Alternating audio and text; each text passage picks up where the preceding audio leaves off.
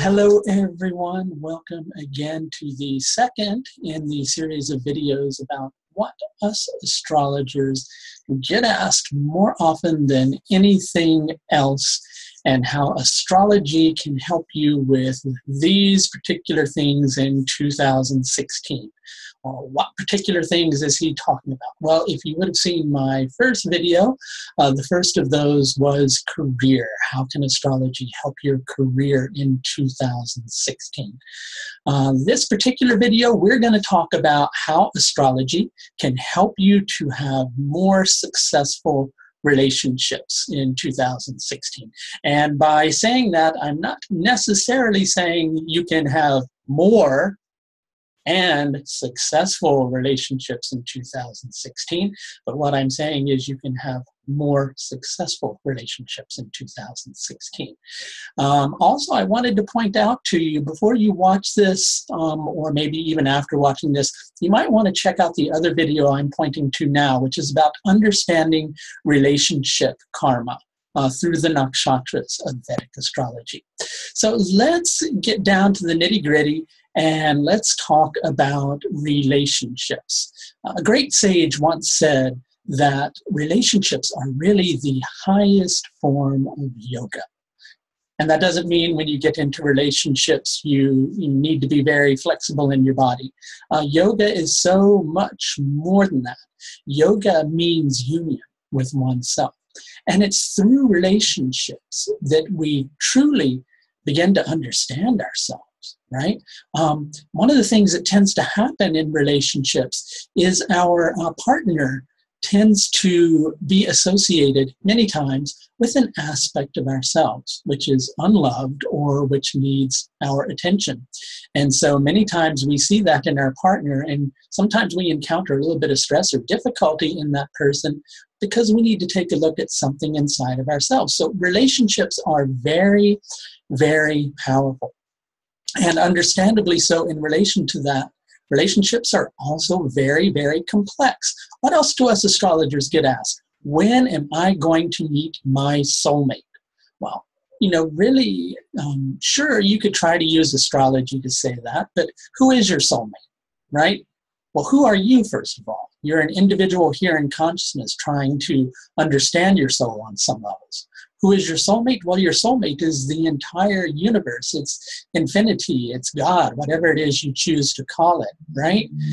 But if you're looking for that in another human being, well, likely chances are you're going to find that you're kind of let down because on some levels, nobody fits the expectation of that infinite source. But yet, by the same token, if you look at each single person that's in your life, you'll see the infinite in them, God in them, whatever it is you want to call it. So we each have a part of that, but trying to hold someone to standards of being that perfect, ideal person, right? Well, it's only going to leave you feeling somewhat unfulfilled over the course of your life. But relationships are a very powerful, very enjoyable, also sometimes very stressful part of our lives. So when that stress sets in, it's good to know how to deal with it. Or when you're not finding that you're having successful relationships, it's good to know how to improve upon that. Or if you're finding yourself alone and you feel as if you're really wishing that you could be in a relationship, well, it's good to know how to work on certain aspects of yourself that are blocking you from getting the love that you deserve to receive from another individual. Right? It's important. It's important to know these things and important to know how to develop yourself so that you can welcome more love in your life. So we're going to take a look at an example or two today. So a couple of things before we get into looking at the charts. First of all, if you are interested in having a look ahead at relationships for you in 2016 or career for you in 2016 and how we can put together a plan to really help you with one of those areas or even both of those areas, well, I am offering until the 1st of January a 15% discount on a look ahead at 2016 on everything except the one question services. on my astrological services. So that's the basic astrological consultation follow-up session if you're a previous client of mine, and both the Tier 1 and Tier 2 service. Both of those you can include a look ahead at the year 2016 and a 15% discount on that. Second of all you people who come and watch these YouTube videos, we love the fact that you're here and watching. And I know a lot of you sometimes end up exiting, like 8, 9, 10 minutes in. It's really hard for us astrologers to kind of show you astrological things in such a short period of time. I know I'm blabbing on and taking up a lot of the time right now, and we're going to get into it, but please stick around for a little bit because it does help. I won't take up too much of your time, I promise, right? So relationships are a rather complex thing, as I was saying before. And we're looking at the chart of a famous person who has been anonymized, because I just generally like doing that. I don't want to put the celebrities, out on a spotlight, because they're in enough of a spotlight already. But this is the chart of a famous person, and we're looking at both the D9, also known as the Navamsha, and we're going to take a brief look at something called the Saptamsha. And in addition, we're going to look at the person's chart through Vedic Astrology. And don't worry, I'm not going to bombard you with a lot of technical details, only enough to really get the job done and show you a couple of things. So one of the first things we can do in terms of taking a look at relationships is take a look at Vedic astrology, because Vedic is going to show really, the concrete things of what are happening. It doesn't always get to so much of the depth that Parashara does in terms of understanding the more feeling-oriented side, but it shows pretty much what's happening. Right? In order for good things to happen with a particular chart, you want a strong Jupiter and a strong Mercury, both associating with a particular sign, and also the Lord of that sign associating with it. 1, 2, or all 3 of those. So we're going to take a look at the D9 chart. Why the D9? Just briefly, well, the D9 is the chart that we look at for long-term relationships, because for any relationship to be long-term, the individual has to feel there is a purpose in the relationship. And the D9 is about those things that have purpose for us. They're the path that we walk, whether we're choosing the marriage path or the path of living a life of spiritual retreat. That's all reflected in the Navamsha chart. So we would take a look at the particular planetary period. I'm just going to touch on one of the dashas. Usually I look at all 3, but I've checked this against all 3, but rather than going into immense detail with it, let's take a look at this dasha. With this particular dasha system, a particular sign will become active. And with this person's chart, we're dealing with both Leo, and we're also dealing with Pisces, right? We're just going to touch simply on those signs and maybe point out a couple of other areas, because with this technique, other signs can get triggered by a particular sign. So we're looking at Leo Pisces, for example. And if we look over here, we can see that Leo has the word TAP in it. That means Taurus Pada. That means that things associated with Taurus can become matured through Leo being activated, right? So we'll take a look at some of this. But first of all, we can see that Leo has Jupiter in it, and it's also got Mercury in it. Both of those planets are fairly decent. They're both in really good dignity, right? So that's good. It also shows us that this person is wanting to be productive in this particular area of their life, because they're both Mri Navamshas, which associate with being productive. I'm not going to get into immense detail with it. But these are all connected with the 4th house, which is the happiness and the security of the relationship, right? And part of this might be brought on because the person is feeling that there's a lack in their life. We'll point out a couple of these things. But overall, it's good for the security of the relationship. That's what's happening with Leo. Leo is also highlighting Taurus Pada. which holds the 5th and 9th cusps. Those are both important cusps in terms of a long-term relationship. So this is good for this person's relationship. It's going to bring a lot of attention to them making sure that their needs are getting fulfilled in the relationship, and equally that they're able to fulfill their partner's needs, right? In addition to that, Pisces is getting highlighted. Pisces holds the padas for Scorpio, the 3rd and 11th house cusps, and Cancer, the 1st house cusp.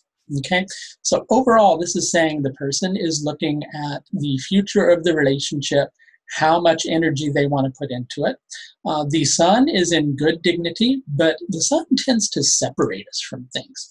And when we're dealing with the 6th house, there can be a little bit of stress. So things are uncomfortable with the relationship.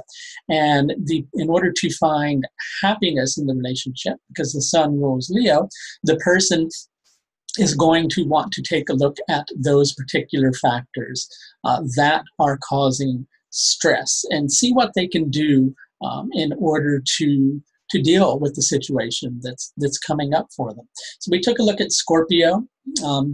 Basically, we need to take a look at Pisces as well. I need to move something here. Pisces doesn't have Jupiter or Mercury or the Lord interacting with it. So Jupiter is the Lord of Pisces, but none of those planets are interacting by what is called Rashi aspect with Pisces. So all in all, it's not getting a lot of strength for that. You know, the sun is in good dignity, so it's not too bad, but overall there is, you know, some stress with the relationship, with the long-term relationship, and this person is married at the time. Right now, and so there is some stress, and they're wanting to take a look at that. And this person has a history of being in several different relationships, just to point that out to you. Another screen I like to look at, which will give us a little bit more of the understanding of the personal story, how the person is feeling about the particular event. And what we need to do with this is we need to look at the planets that are most active, just like we did with the signs, with the Gemini system. And here we can see that the person is in a Jupiter moon period. So we want to see everything that Jupiter and the moon are associated with in that person's life. And that'll give us a good idea. And you're going to see a lot of numbers here, and you're probably going to wonder what they are. But whenever we see the number 9, the 9 deals with committed relationships. I know most people are familiar with the 7th dealing with relationships, and that is very valid. But in terms of a commitment to a relationship, that's more of the 9th house. Just like the Navamsha, the D9 is about finding purpose in a relationship. So we want to look at the 9th house cusp, or the 9th Rashi, for those of you who are familiar with astrology. For those of you who aren't, don't worry about what I'm saying, just kind of giving you a little general background in order to understand how relationships are going to function for that individual. First of all, let's take a look at this person's Navamsha in general, or D9.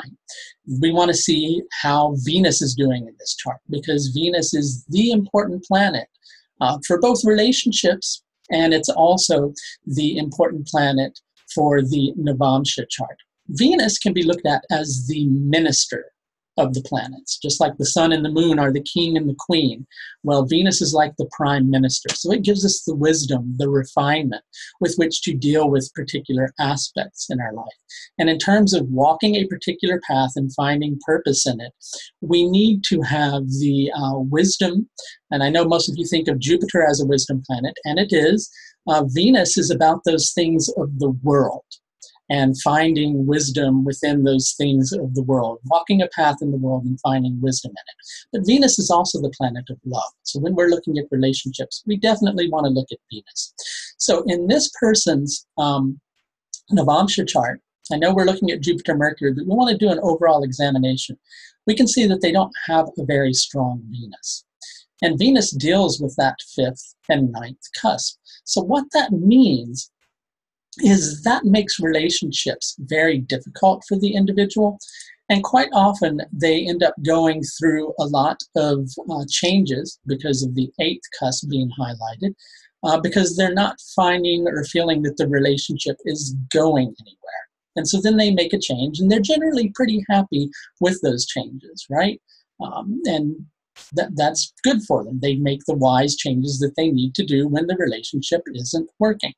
But it doesn't necessarily create a lot of happiness for them because they're not feeling that they're getting the love that they need from relationships. So back to what we were looking at. We can see that Jupiter has an association with the 6th, the 4th, the 6th, the 9th, and the 2nd. Just kind of, bringing all that to the surface.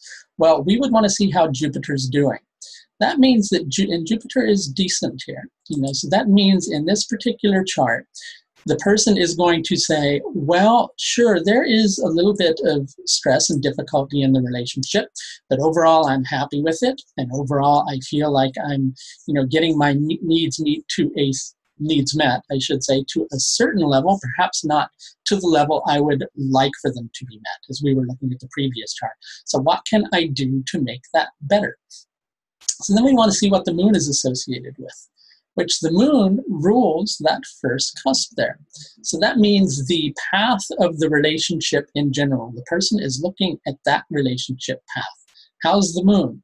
Well, the moon is Mula Trikona, but it's at the very end, or I should say the very beginning of Taurus. Usually Mrita planets are at the end, but if it's in an even sign like Taurus, Cancer, Virgo, etc., then it's going to be Mrita as well. So the moon doesn't have any strength because of that.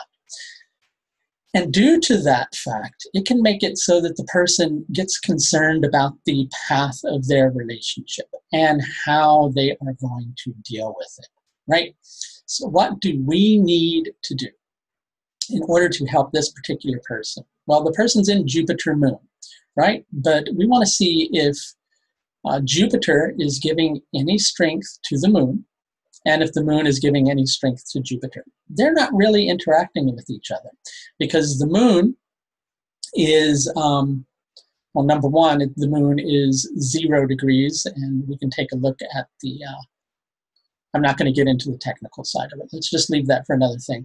The moon is at, maybe we'll do that in a future video. The moon has 0 strength, so it's not able to give anything to Jupiter. And Jupiter is also not giving any strength to the moon, as we can see. So the two planets aren't really interacting with each other. If the person is having a problem with their relationship path, the relationship in general, even though they're feeling, well, I'm pretty happy, I'm feeling like my needs are getting met, but one part of me is still aching for something else. So then we would see what planet is really helping the moon. Well, that's the sun. And the sun has all these planets interacting with it, like we were looking at before. And the sun deals with the happiness and the security of the relationship.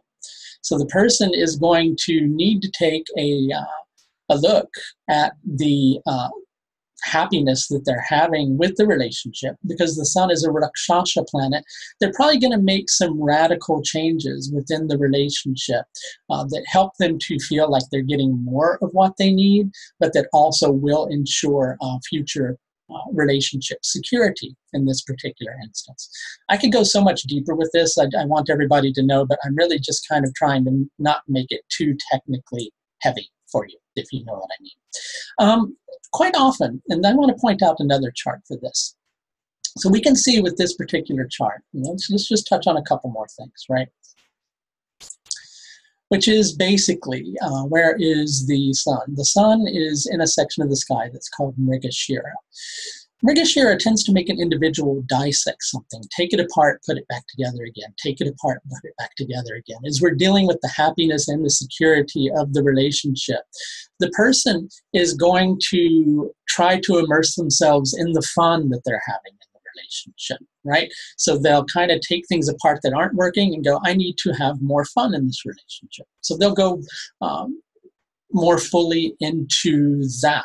The reason I'm saying fun is because the sun is in Pisces in this particular instance. It's not necessarily that Pisces is about fun, but it's about immersion, going deeply into something. That's the first thing that comes to mind with this person's chart with that. And the sun is ruling the house of happiness. So they're going to try to make sure that they're having a lot more happiness in the relationship so that they can try to help it. Or at least that's what I would tell them to do. because they're experiencing problems with that relationship.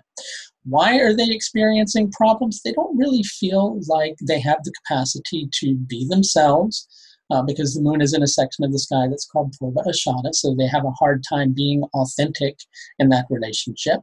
So they are needing to find some fun in order to make it a little bit better. We're going to touch on one more brief technique, because I don't want to bombard you. I should say one more brief chart. I don't want to bombard you with stuff. That's my concern. Occasionally, you'll find a particular instance where a person has a strong D9, which will show, or I should say a weak D9, or average D9, which is about committed relationships, but they have a stronger what is called Saptamsha chart. Both of these charts are important to relationships. The 9th divisional chart will show if the person feels there's enough purpose for creating a committed relationship. The Saptamsha is going to show whether the person can find that they can co-create with their partner, that when they're in a relationship, the two of them are making, the fact that they come together makes something that's really wonderful, right? So sometimes the person will have a strong Saptamsha and a weak Navamsha, right? So we can look at this particular instance. We also want to look at the planet that rules the 9th cusp. In this particular instance, that's Saturn. This person has a weak Saturn. They've also, we want to take a look at the 3rd cusp. They've got a good sun. And we take a look at Venus. We take a look at so many more factors, but I'm just taking a brief look at this, okay? And Venus has some strength to make the relationship work, but it usually means that as Venus is doing that, the person is feeling a bit unhappy and like they wish that they could have a little more freedom within their relationship, and they're not really feeling that they can connect with their partner as deeply as they would like to.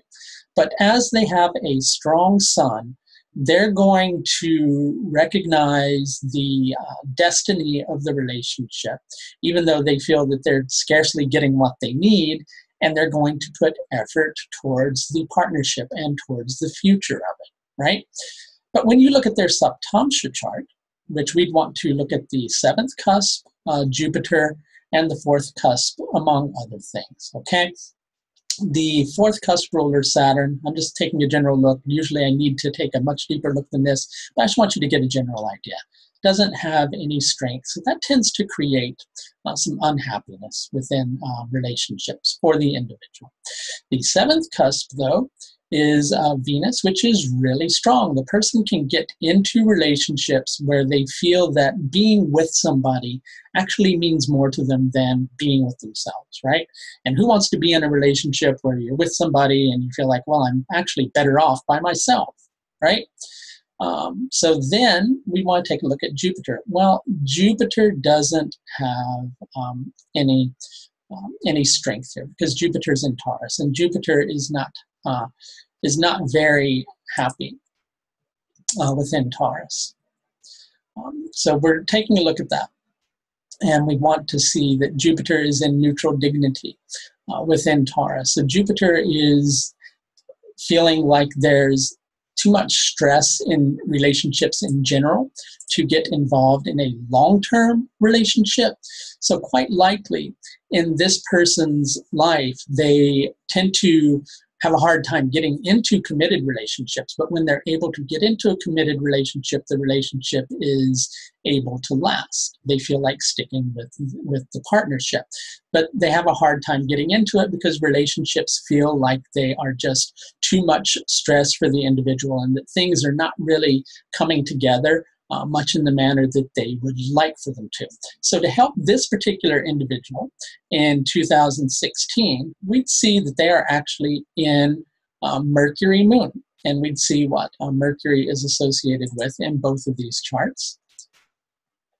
If they're in a long-term relationship at this particular point, well, we can see that they are likely going to feel that they're making some mistakes in the relationship and that the relationship is going through a lot of changes, and they're feeling like making some radical changes to the relationship, but that they have the strength and capacity to deal with the difficulties that are coming their way in the relationship, but they feel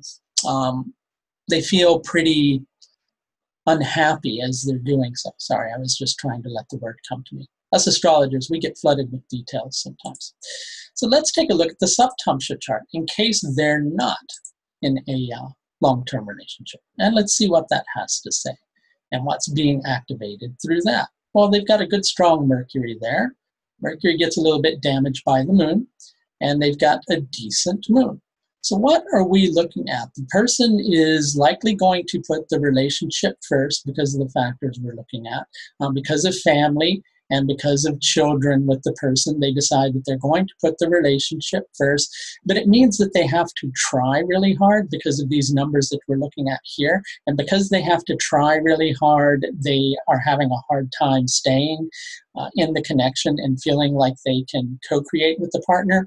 So it could be that this person is in a short-term relationship, but they have children with the person, and it ends up being a short-term relationship. This can also associate with a long-term relationship. It just shows more of the co-creative capacity. So let's say this person's in a long-term relationship, but they are having a hard time with feeling like the relationship is meaning anything to them anymore. And so they're having to take a look at where things are, and they're missing the connection that they used to have in the relationship and feeling like they need a little bit more of that and are unhappy and may otherwise leave the relationship. But because there's children, this can mean other things too. I'd have to take a much deeper look, but we're getting a good idea that because there's children, they want to stick with the family, and they want to stick with the relationship. How can we help them with that? Well, Mercury doesn't really have a lot of planets that can help it out. So we'd want to see what Mercury is most associated with. The 3rd, the 12th cusp lords, right? So who's giving some energy to those 3rd and 12th cusp? Let's look at the 3rd. Let's see who's really helping that the most. Well, since we're going to help that out, well, Mercury is, but Mercury's getting a little bit damaged. The Sun's helping, right? Let's see who's helping with the 12th. We're looking at the Saptamsha here. I hope I'm not getting too technical for some of you. Us astrologers get carried away sometimes, I have to admit. That's not the chart I want. This is what we're going to do. Who is helping this 12th cusp, which means who's going to help them feel like they want to be in the relationship. Again, we have the Sun helping somewhat with that. So we'd want to give them advice based upon their Sun. Interestingly enough, if we look at it, the Sun is connected, amongst other things, with the 5th. You know, that comes up twice there. So again, what the 5th also means is applying their intelligence to the situation that they're dealing with in a very creative manner. But it also deals with the children, right? Taking care of the children's needs, making sure that the children are taken care of. And that's something that they can find joint creative capacity with their partner on. So thanks for watching. Just to point out to you, if you'd like an in-depth look at your relationship capacity for 2016, or how to plan a better way to approach relationships if you're already in one, or if you're not already in one, how to attract more love in your life, we can take a look at your chart in this way and in many other ways too, and see what is coming up for you. And you can have a 15% discount on this particular service, in addition to a look ahead at 2016 for your career. Okay, thanks for watching. Bye now.